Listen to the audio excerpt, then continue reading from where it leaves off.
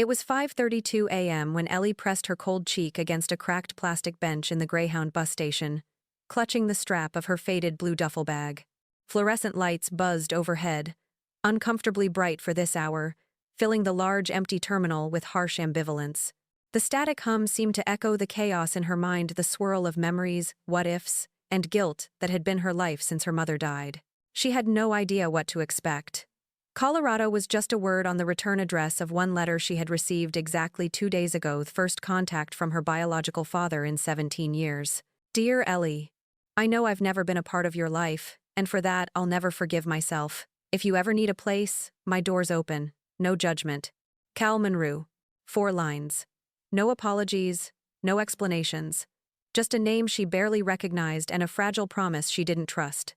Ellie stared at the envelope every night since it arrived. The return address faint but now real. Monroe Ranch, Milner, Colorado.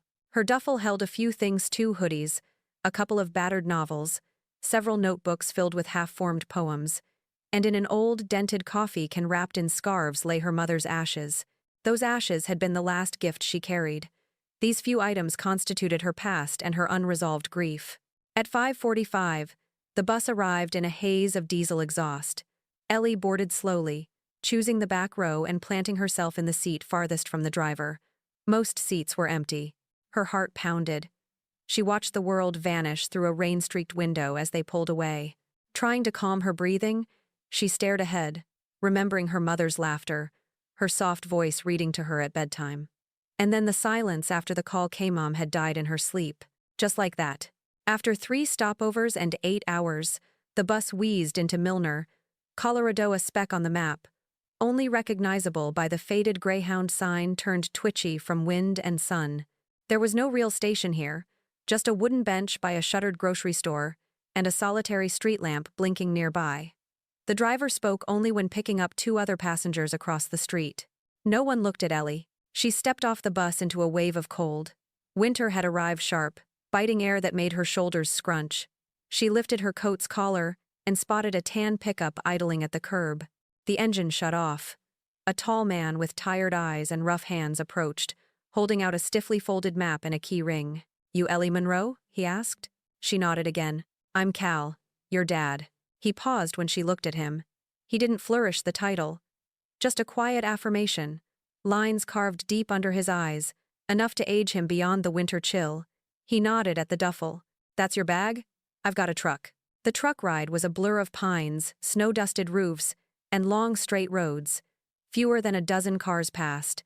Not a radio in the cab. Just her father's occasional cough and the crunch of gravel beneath the tires.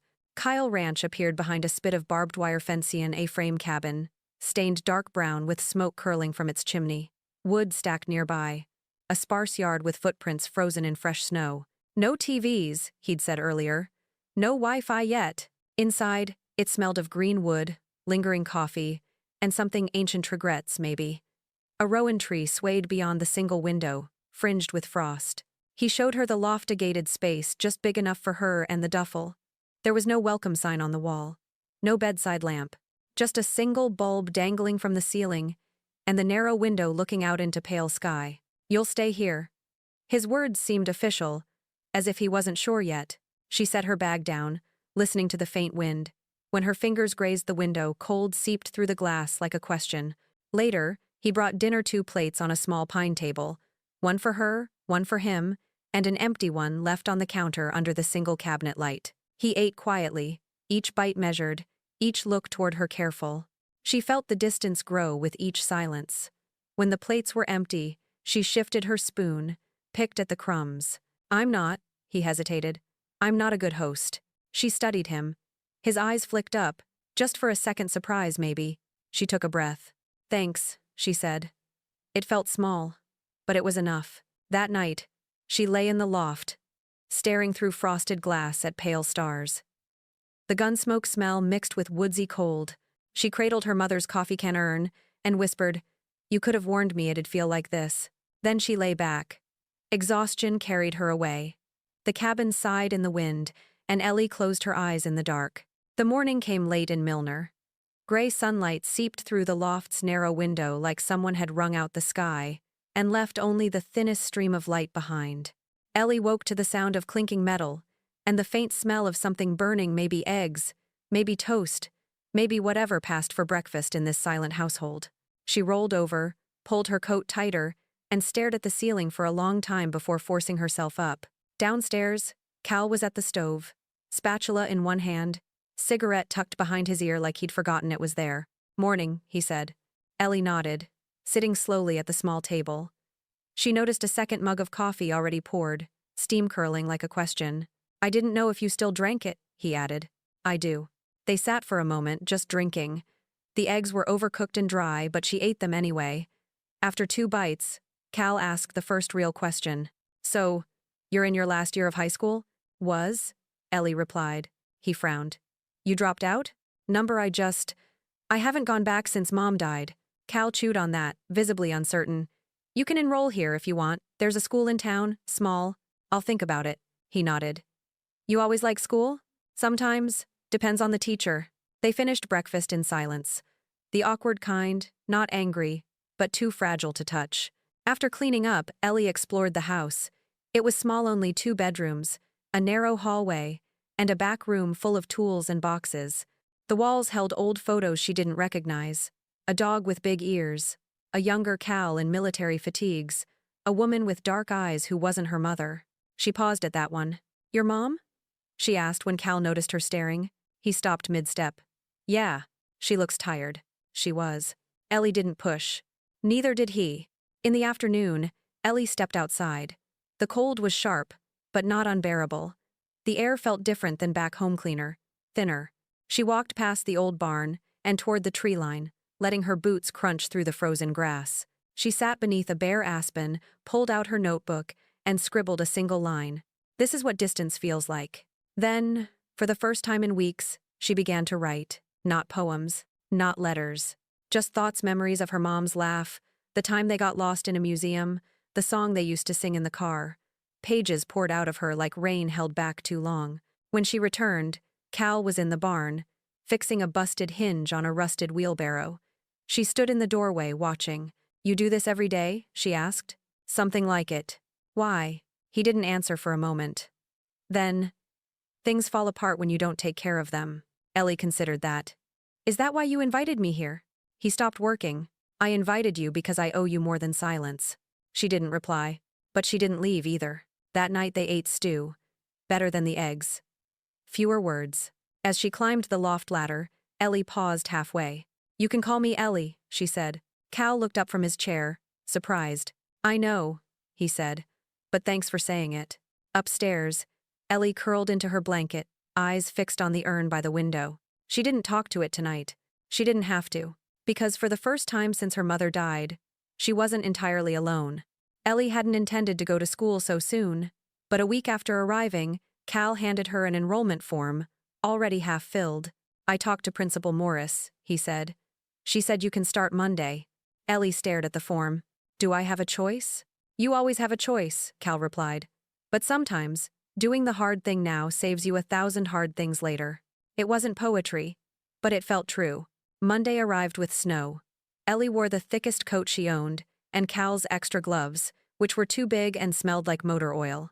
The school was small, maybe 300 students total. The parking lot had more snow than cars. The front office gave her a schedule and a map that didn't help much. She found her locker after 3 wrong turns and 1 awkward encounter in the boys' bathroom. Blame the faded signage. At first, she kept her head down. Teachers handed her books.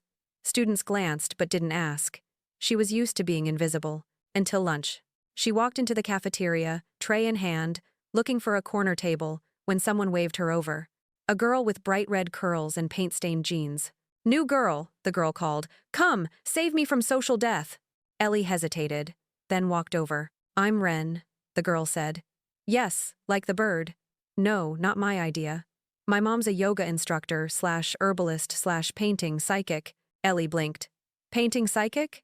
"She paints what she thinks your aura looks like," Ren explained. "Mine apparently looks like an explosion at a Skittles factory." Ellie laughed before she could stop herself. Ren grinned. "Ah, a laugh. You can be saved." They talked through lunch. About books, bad cafeteria food, and how the gym teacher ran detention like a boot camp. Ellie found herself relaxing, even smiling. For the first time in weeks, she felt normal. After school, Ren walked her to the parking lot. "You live out past the ridge, right? That brown cabin?" Ellie nodded. "With Cal." Ren's eyebrows rose. "Cal Monroe? Yeah. Why?" "My dad used to work with him. Says he's a decent guy, just disappeared for a while. Military, I think. Came back and kept to himself."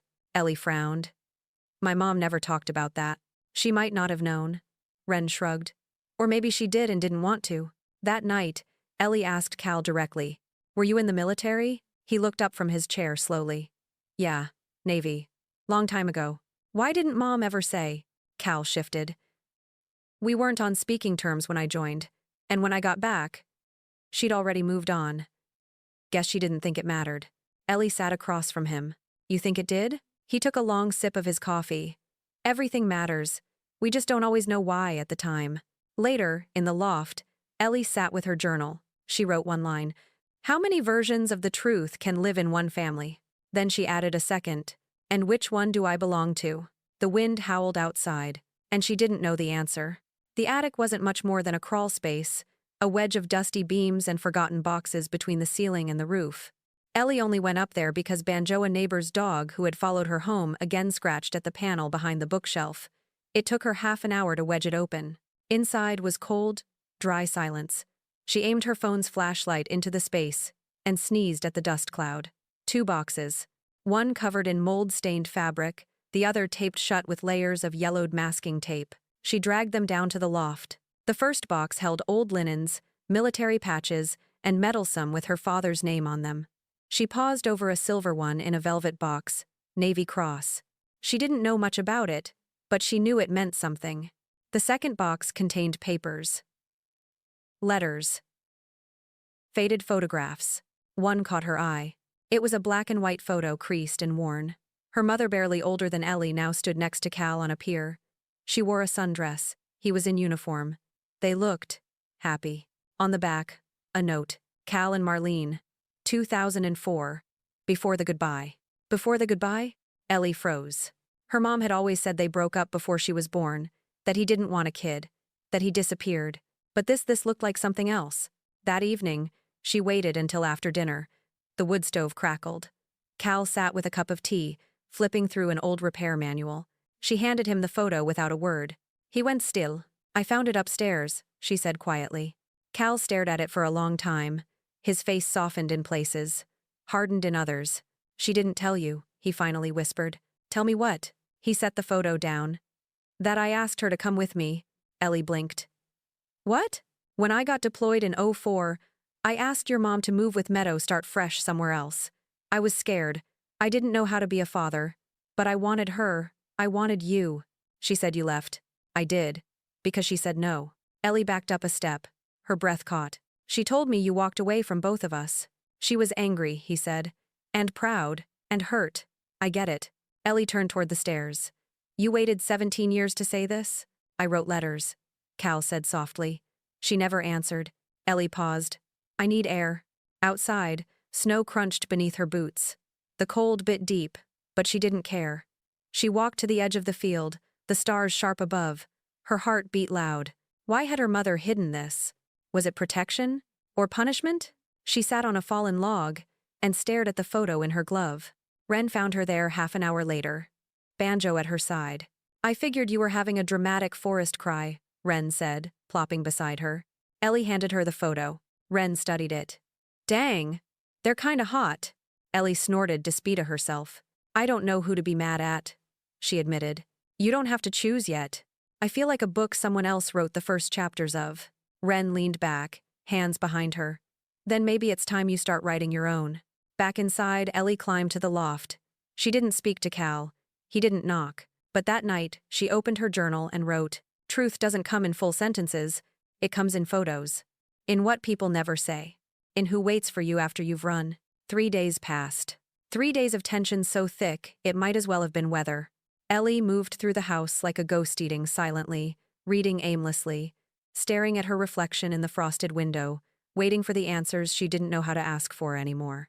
Cal didn't push, didn't explain, didn't knock on the ladder to the loft, until the 4th morning, A small cardboard box sat on the edge of the kitchen table when she came down for tea.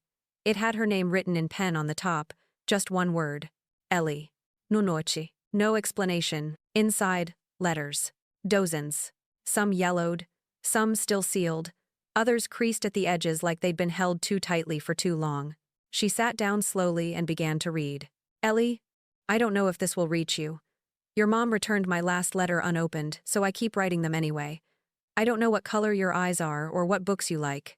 I imagine you like the woods like she did. Letter after letter. From birthdays missed to apologies never accepted. One written the day she started kindergarten, another after Cal saw a girl with dark curls at the supermarket and froze, thinking it might be her. The writing grew shakier as the years passed, less certain, more hopeful. He never stopped writing, but he never sent them. She didn't cry. Not right away. Instead, she went outside. The wind was bitter. She hiked down the road and across the frozen field behind the barn until her hands went numb.